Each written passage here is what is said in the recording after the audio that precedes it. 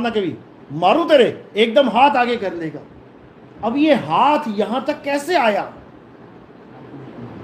ये आया कैसे यहां तक हाथ, ये कौन लेके आया इस हाथ को यहां तक? वही तुम्हें बचा रहा है, तुम्हें पता भी नहीं है कि मुझे बचा कौन रहा है। कहते ना तेरी पल पल रक्षा कर रहा है प्रभु। अभी तुम बाइक चला रहे हो, सामने एकदम कुत्ता आ गया, कौन रक्षा कर रहा है? एकदम आत्मा ने साथ में कट मार के ले जाना है। कर्म अच्छे होंगे तो पूरी रक्षा हो जाएगी, तुम्हारे कर्म बुरे होंगे तो तुम्हें फल वहीं मिल जाएगा। लेकिन बचाएगी जरूर, पूरी कोशिश करेगी बचाने की, लेकिन तुम बचोगे तब अगर तुम्हारे कर्म अच्छे होंगे। डॉक्टर पूरी कोशिश करता है अपने मरीज को बचाने की, नहीं दवाई देता क्या? लेकिन दवाई लगेगी उसे जिसके कर्म अच्छे होंगे। अब कर्म ही फूटे करके आया है तो दवाई खाकर भी ना बच पाएगा। आ रही बात समझ? तो इसलिए अब क्या करना है, अब उस आत्मा को जानना है जो पूरे विश्व के लिए एकमात्र सत्य है। इसके अलावा कुछ सत्य है ही नहीं। इसी को राम बोला गया है, इसी को अल्लाह बोला गया है, इसी को वाहिगुरु बोला गया है, इसी को गॉड बोला गया है, इसी को यहोवा बोला गया है, इसी को परमात्मा बोला गया है, इसी को हरि बोला गया है, इसी को नारायण बोला गया है, इसी को पार ब्रह्म बोला गया है। लेकिन कोई उस तत्व को जानता नहीं, नामों में उलझ जाते हैं। मेरा राम बड़ा, मेरा श्याम बड़ा, मेरा अल्लाह बड़ा, मेरा गॉड बड़ा। अरे वो है क्या? जैसे पानी के नाम रख दिए, जल, वाटर, नीर, तो ये पानी अब लड़ रहे हैं आपस में। मेरा पानी बड़ा, नहीं मेरा जल बड़ा, अरे मेरा नीर बड़ा, मेरा तोय बड़ा, मेरा वाटर बड़ा, लड़ते रहो। तो क्या करना है, अब लड़ना नहीं है, अक्षरों के पीछे लड़ना नहीं है, अब अक्षरों को किनारे कर देना है। और किसको खोजना है? तत्व को खोजना है। उस कृष्ण तत्व को जानो, उस राधा तत्व को जानो, उस राम तत्व को जानो, उस शिव तत्व को जानो, उस गॉड अल्लाह वाहिगुरु यहोवा तत्व को जानो। तब क्या प्राप्त होगा? एक ही चीज प्राप्त होगी और वो है सत्य। तब तुम्हें समझ में आएगा क्यों बोला गया राम नाम सत्य है। क्यों बोला गया राम नाम सत्य है? शिव नाम सत्य नहीं है क्या? राधा नाम सत्य नहीं है क्या? हनुमान नाम सत्य नहीं है क्या? विष्णु नाम सत्य नहीं है क्या? तो केवल राम नाम सत्य कैसे हो सकता है? ये राम नाम सत्य नहीं बताया जा रहा है, ये राम नाम तत्व बताया जा रहा है कि राम नाम तत्व ही सत्य है। राम राम जपना नहीं है, राम तत्व को जानना है। वो राम तत्व है कहां? तो साहिब वाणी में समझा रहे हैं कि वो राम कहां है। क्या बोल रहे हैं? अरे कस्तूरी कुंडल बसे और मृग ढूंढे वन माही, ऐसे रमता राम है ये दुनिया जाने नाही। कौन सा राम बोला उन्होंने? रमता राम। अब ये रमता राम क्या है? भगवान राम, परशुराम, ये तो सुने थे राम। ये रमता राम कौन है? तो रमता राम कौन है? आत्म राम का नाम ही रमता राम है, जो तुझ में भी रम रहा है, मुझ में भी रम रहा है। मुझ में राम, तुझ में राम, सब में राम समाया, और सबसे कर लो प्रेम जगत में कोई नहीं पराया। अब जब मुझ में भी राम है और तुझ में भी राम है, तो राम नवमी में हम मंदिर के पास क्या करने जा रहे हैं? मुझ में भी राम, तुझ में भी राम, और जब आई राम नवमी तो मंदिर में जाना हमारा काम। अरे भैया अपने अपने राम को जान लो ना। हमारा राम हमारे अंदर बसा हुआ है। अंदर का मतलब ये नहीं कि काया के अंदर घुस गया, वो अंदर मतलब हमारी आत्मा में परमात्मा का वास है। इसी को समझना है। कैसे है आत्मा में परमात्मा का वास? ज्यों तिल माही तेल है और ज्यों चकमक में आग, तेरा साईं तुझ में है और जाग सके तो जाग। कहते जीवन बहुत छोटा है, हमें लग रहा है कि 50 साल, 60 साल, 100 साल जीना है। जो 60-70 साल के हैं ना, उनको पूछो क्या तुम्हें पता लगा 70 साल कहाँ गए? अरे ना भैया, पता ही ना लगे कहाँ चले गए। क्या तुम मरना चाहते हो? अरे अभी नहीं मर, अभी तो पैदा हुआ था मैं कल, अभी नहीं मरना चाहता, भगवान मुझे और 50 साल दे दे। वो 50 साल भी ऐसे ही चला जाएंगे 50 सेकंड की तरह, फिर वही अवस्था में खड़े मिलोगे, नहीं मैं मरना नहीं चाहता। ये डर कभी खत्म होने वाला नहीं है। ये डर कब खत्म होगा? जब तुम कल की अवतार की शरण में आ जाओगे, ये डर तब खत्म होगा। तो कल की अवतार की शरण में आने का मतलब ये नहीं है कि तुम्हें राम जी की पूजा करवाएगा, वो कृष्ण जी की पूजा करवाएगा तुमसे, वो तुमसे किसी और भगवान की पूजा करवाएगा। कल की अवतार का मतलब है जो तुम्हें तुम्हारी आत्मा का ज्ञान प्राप्त करवाएगा और तुम अपनी आत्मा में रमण करोगे। और जैसे ही तुम आत्मा में रमण करोगे, तुम्हें ये बोध हो जाएगा कि तुम शरीर नहीं आत्मा हो। और जैसे ही तुम्हें ये पता लग गया कि तुम ही आत्मा हो, अब बताओ तुम्हारी मौत कब होगी? जब तुम ही आत्मा हो तो कब मरोगे तुम? 10 साल बाद, 20 साल बाद, 100 साल बाद, 1000 साल बाद, लाख साल बाद, करोड़ साल बाद? आत्मा कितने साल बाद मर जाती है? कितने साल बाद मर जाती है? मृत्यु की मृत्यु हो जाएगी, मौत की मौत हो जाएगी, आत्मा की मौत नहीं हो सकती। तो कल की अवतार तुम्हें अमर करने के लिए आएंगे, तुमसे पूजा पाठ करवा के मरने के लिए नहीं आएंगे, मर जाओ पूजा कर करके। तुम्हें अमर करने के लिए आएंगे, अमर कर देंगे तुम्हें वो, यानी तुम्हें आत्मा बना देंगे। उसके बाद तुम शरीर नहीं बनोगे कभी भी, फिर तुम आत्मा ही हो जाओगे। तो इसी को समझना है। जिसने ये ज्ञान समझ लिया, समझ लो कि उसका जन्म मरण का खेल खत्म, उसका जन्म सफल हो जाएगा। क्योंकि पहले अवतार से लेके 9वें तक की तो पूजा खूब कर ली, लेकिन पिक्चर कब खत्म होगी? ये जब हम 10वें तक पहुंचेंगे। सांप सीढ़ी खेली है ना, तुम 99 तक भी पहुंच जाओ, पार हो गए क्या? नहीं हो सकते जब तक तुम 100 पे नहीं आ गए। भले एक कदम दूर हो, लेकिन पार नहीं हो सकते। इसी प्रकार तुम 9 के 9 अवतारों की पूजा कर लो, सारी उम्र कर लो, सारा युग कर लो, जन्मों जन्म कर लो, जब तक तुम्हारे जीवन में 10वां अवतार नहीं आ गया, तब तक तुम्हारा ये खेल खत्म होने वाला नहीं है। ये जन्मों जन्मों और चलेगा। ये युग बार बार आएंगे, जन्मते जन्मते मरते मरते थक जाओगे, लेकिन ये खत्म नहीं होगा। समझ लो, कभी कुत्ता बनोगे, कभी बिल्ली बनोगे, सुअर मक्खी मच्छर बनोगे, सांप घोड़ा घड़ियाल बनोगे, लेकिन जन्म खत्म नहीं होंगे तुम्हारे। कब तक खत्म नहीं होंगे? जब तक तुम अपने आप को आत्मा रूप में नहीं जान लेते। इसके अलावा और कोई रास्ता नहीं है।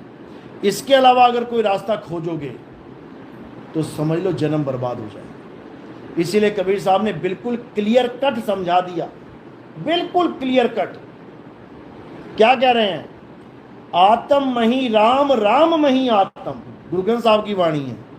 आत्म मही राम, राम मही आत्म, छीनस गुरुमुख विचारे। बाबा नानक की वाणी है। गुरु ग्रंथ साहब में दर्ज है कि अगर परमात्मा को ढूंढना है तो अपनी आत्मा में जाओ, पक्का मिलेगा। घी को ढूंढना है, दूध में जाओ, पक्का मिलेगा। तेल को ढूंढना है, तिल में जाओ, पक्का मिलेगा। अगर दूध से बाहर, तिल से बाहर, आत्मा से बाहर ढूंढने की कोशिश करी तो कुछ नहीं मिलेगा। और ये जो गारंटियां लेके बैठे हैं, राधा राधा जप लो, मैं गारंटी देता हूं तुम्हारी मुक्ति होगी। अरे उसकी मुक्ति की गारंटी वो नहीं ले सकता, तुम्हारी मुक्ति की क्या लेगा वो? याद रखो इस बात को। कोई भी नाम है वो मुक्ति नहीं दे सकता। नाम इंसानों के द्वारा बनाए गए हैं। इंसानों ने नाम बनाए हैं, हिंदी के, पंजाबी के, उर्दू के, फारसी के, जर्मन, फ्रेंच, इटली, कितनी भाषाएं इंसान ने बनाई हैं। भाषाएं अपनी भाषाएं बना के अपने अपने नाम जपने में लग गया। इससे मुक्ति नहीं होगी। तो कबीर साहब समझा रहे हैं एक ही लाइन में, 52 अक्षर जीव आधारा, आदि अक्षर जीव व्यासे न्यारा। 2 ही लाइनों में खेल खत्म कर दिया कि 52 अक्षर जीव आधारा। अगर तुम उन नामों को जपते हो जो जीव के द्वारा जपे जा रहे हैं, कल्याण होने वाला नहीं है। चाहे तुम राम नाम कह लो, अल्लाह वाहिगुरु गॉड कह लो, कुछ भी कह लो, वो जीव के आधार पे जपे जाएंगे, उससे कल्याण नहीं होगा। 52 अक्षर जीव आधारा, आदि अक्षर जीव्या से न्यारा। वो आदि अक्षर क्या है? वो आत्म स्वरूप है, वो तुम्हारा आत्म स्वरूप है जो 52 अक्षरों से न्यारा है।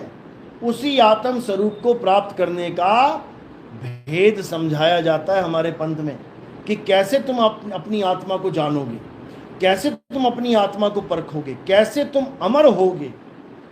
अगर एक बार अमर हो गए, एक बार अगर स्वरूप को जान लिया, तो ये जन्मों जन्मों का खेल खत्म हो जाएगा।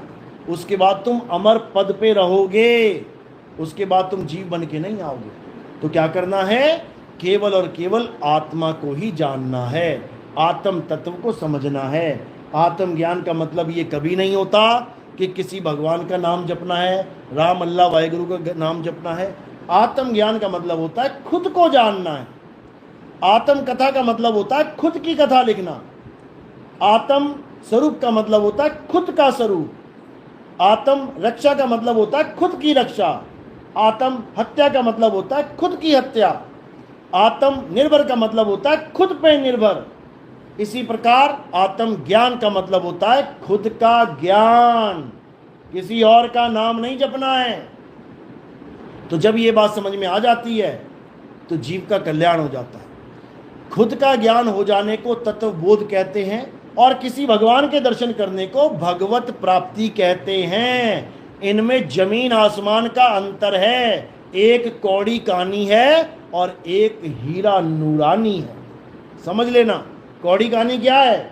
ये भगवानों के दर्शन करना कि मुझे राम जी मिल गए, मुझे शंकर जी मिल गए, प्रकट हो गए, मुझे विष्णु जी प्रकट हो गए मेरे सामने, ये कौड़ी कहानी है।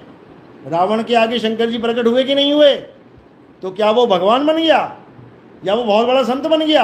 आज तक जलाया जा रहा है, आज तक उसको आग लगाई जा रही है। भगवान शंकर को उसने प्रकट कर लिया, तुम ना कर पाए, तुम भगत बने हुए हो, और जिसने कर लिया वो राक्षस बना हुआ है। पहले तो यही बता दो। ब्रह्मा को प्रकट कर लिया, राक्षसों ने वरदान मांग लिए बड़े बड़े, तुम ना कर पाए आज तक, तुम भगत बने हुए हो, और जिसने ब्रह्मा को प्रकट करके वरदान ले लिए उसको तुम राक्षस बना के बैठे हो। यानी जो भगवानों को प्रकट कर रहा है वो राक्षस से कभी संत ना बन पाया। तो भगवत प्राप्ति का फायदा क्या हुआ? जो राक्षस को संत ना बना पाई, जो राक्षस को देव तक ना बना पाए, उस भगवान का करेंगे क्या? इसको भगवत प्राप्ति कहते हैं। मुझे शंकर जी दिखाई देते हैं खड़े हुए, तो क्या हो गया? कुछ भी नहीं हुआ। मुझे राम जी दिखते हैं खड़े हुए, मुझे राधा रानी दर्शन देती है, कुछ नहीं हुआ, भगवत प्राप्ति है।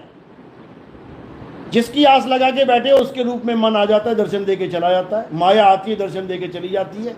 भगवत प्राप्ति कौड़ी कहानी है, और आत्म ज्ञान हीरा नूरानी है। ये तत्व ज्ञान है। जब तत्व ज्ञान हो जाता है तो तुम जीव नहीं रह जाते। तो तुम क्या हो जाते हो? तुम पीव हो जाते हो। याद रखो इस बात को। तत्व ज्ञान ही वो ज्ञान है जो तुम्हारी अवस्था बदल देता है, और भगवत ज्ञान वो ज्ञान है जो तुम्हारी अवस्था नहीं बदल पाता, वो राक्षस को देव नहीं बना पाता। भगवान शंकर 1000 बार प्रकट हो जाएंगे लेकिन रावण को कभी संत ना बना पाएंगे। तो फिर क्या करेंगे उस शंकर जी का भैया हम? तो कह रहे हैं कोटि तो ब्रह्मा भय और कोटि भय ईश, साहिब तेरी बंदगी से जीव होए जगदीश। कहते जब साहिब की बंदगी मिल गई तुम्हें, यानी तत्व ज्ञानी तत्वदर्शी संत का ज्ञान मिल गया तुम्हें, तत्व बोध हो गया तुम्हें, तब तुम वो नहीं रहोगे जो तुम हो। कहते हैं कागा से हंसा किया और करत न लागी वार। फिर कागा नहीं रह जाएगा कोई। राक्षस देव तो बहुत दूर की बात है, तुम नहीं रह जाओगे, तुम शरीर नहीं रह जाओगे, तुम क्या हो जाओगे? आत्मा ही हो जाओगे। ये तत्व ज्ञान है, तत्व ज्ञान। ये भगवत प्राप्ति अज्ञान नहीं है, समझ लो। तो कबीर साहब और कृष्ण जी एक ही बात समझा रहे हैं कि तत्वदर्शी संत की शरण में जाओ। तत्वदर्शी संत ही तुम्हें तुम्हारे नकली तत्व से छुटकारा और असली तत्व से तुम्हारा भेद उसको समझा के एकत्व करेगा, उससे मिलाएगा तुम्हें, तब तुम्हारा कल्याण होगा। चलो, बात समझ में आ रही है मेरी? किस किस के समझ में आ रही है? हाथ खड़ा करो जरा। माता के समझ में नहीं आ रही है? आ रही है, बहुत बढ़िया। तो अब क्या करना है, आगे के सत्संग हमारे YouTube चैनल पे कहत कबीर सुनो भाई साधु नितिन दास, और साथ ही में स्कैनर लगा है, मोबाइल है तो स्कैन करोगे आ जाएगा। घोट के पी जाना है सत्संग, इतना सुनना है कि समझ में आने लग जाए। पहली बार में समझ में नहीं आएगा, याद रखना। तुम्हें लगेगा ये क्या बता रहे हैं, ना राम जी, ना श्याम जी, ना हनुमान जी, भगवान तो कहीं दिखाई ही नहीं दे रहा। ये कैसा बाबा आ गया जो भगवान का तो नाम ही नहीं ले रहा और कह रहा भगवान मिल जाएंगे। क्योंकि जो राम जी श्याम जी तुम मान बैठे हो ये भगवान नहीं है। समझ लो भगवान कौन है, असली भगवान क्या है? आत्मा ही भगवान है। राम जी को कौन चला रहा है? आत्मा। शंकर जी के शरीर को कौन चला रहा है? आत्मा। विष्णु जी को कौन चला रहा है? आत्मा। माता दुर्गा कौन चला रहा है? आत्मा। अजन्मा कौन है? आत्मा। तो जो अजन्मा है वो आत्मा है, तो भगवान वो कैसे हो गए जो पैदा हो रहे हैं और मर रहे हैं? जिनके पैरों में तीर लग रहे हैं और शरीर छूट जा रहा है, वो भगवान कैसे हो गए? भगवान वो है जिसके तीर लगे ही नहीं सकता। हे अर्जुन, इस आत्मा को कोई शस्त्र काट ही नहीं सकता, वो है भगवान। उससे होगा कल्याण, समझे? चलो, आज का सत्संग यही समाप्त करते हैं। और जो भगत